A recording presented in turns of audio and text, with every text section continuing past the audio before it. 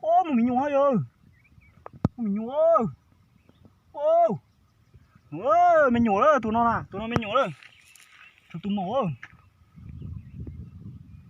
Tụi mổ đó. Ô. To từ được. To từ lúc nó nè. Khó to từเลย Bên địa xuống. tu nó chứ. Chờ chờ đấy à. Chờ rồi. Hai ơi. Đã tạo. Cú xe tao ơi nó. Ô, phải thổi rèn nữa, nào. Sát ra đi. Phải là tông gì vậy?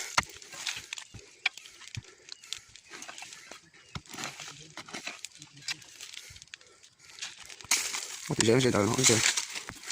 Giống như kiểu một cái gì hồi đó chỉ một cái tê con nào thôi. Cái tự là tông.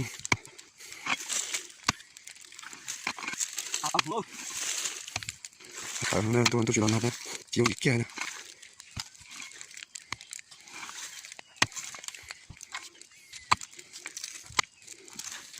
Dạ sẽ được rồi.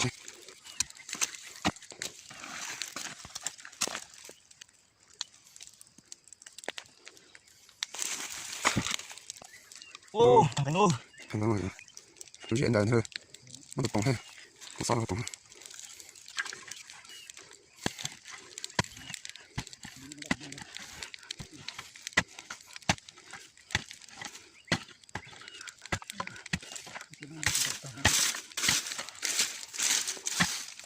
Ô, bỏ cái diễn đàn.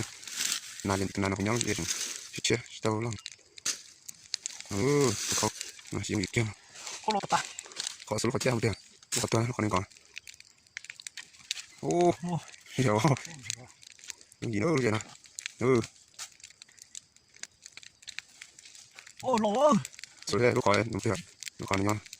Ô nó còn tung ô, nó còn nó kia xuống. Nói khơi thì kia thôi. Để đem tao kia thôi.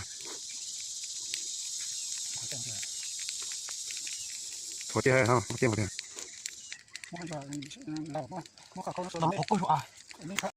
Ô, to tao, giống như. Ô tờ lô, tụ hơn cả nó à.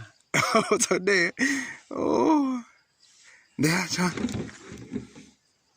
Ô tao kia lô. Ô, khơi cả tao nó đi sắp bè. Chị ơi, tôi sắp bè. Tao sắp bè đó. Ô, tôi đây thì tao đó. Tôi chỉ là còn là tông số loại cho tao ta đi.